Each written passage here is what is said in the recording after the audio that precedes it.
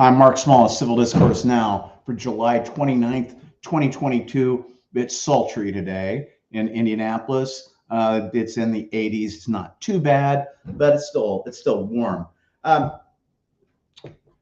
There are a couple of things about looking at names and titles. People ask me, how can you possibly run as a Republican candidate, nominee, by the way, when you're left wing?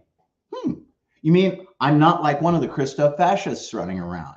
I'm not saying, well, we ought to bring back the Klan or anything. No, in fact, the history of the Republican Party is the opposite of what these people that are now Republicans, what they praise. Remember, the Republican Party was started in 1854 to bring about the abolition of slavery. In its early years, it pressed for economic progressive ideas. Teddy Roosevelt was pushing against trusts, that was monopolies. He believed that we should have inheritance taxes because the only money that's just given to somebody without them having to do anything is what they gain by inheritance. And he was looking at the large fortunes like the one he inherited. So for decades, the Republican Party was really pressing for progressive ideas and progressive goals because progressive meant something good, as it still does in most people's minds who are rational. So what do we have today? We have people saying, well, I'm a Republican, not a Republican in name only. The Republican Party is a corporate entity. That means that there's no identity that goes with it, except its history. And its history predates people like the individual who occupied the Oval Office from January 20th, 2017 to January 20th, 2021, and who possibly will be occupying prison cell either within the custody of the Bureau of Prisons or an individual state. We don't know soon. But that's something where you're looking at a name. There's no formal description of it in its corporate articles. There's no formal description of it in the party rules. But then I look at other people who use titles and I get angry. If I see somebody wearing a jacket that has on the back Vietnam veteran, and that individual drives a vehicle, the back of which is covered with stickers that are, Vietnam veteran, back our boys and everything.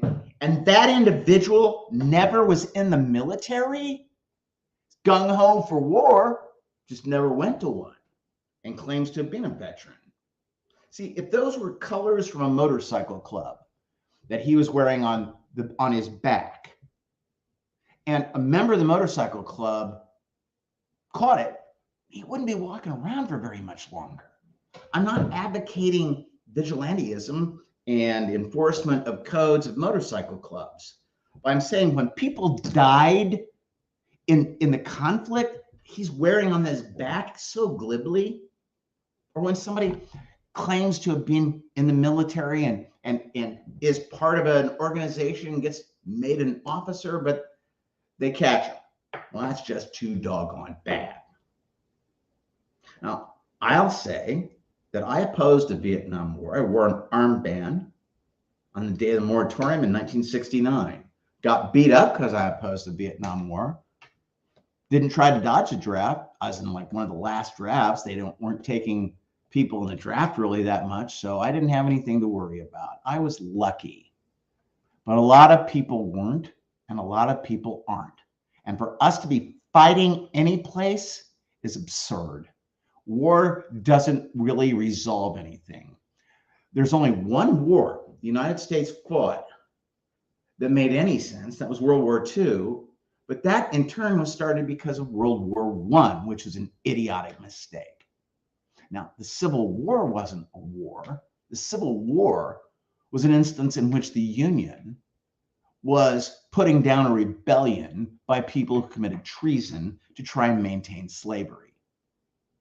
So, yeah, I'm a Republican and not in name only. Baby, you know why? Because my principles that I advocate go back to the original party. and not the Christo-fascists that are running around today.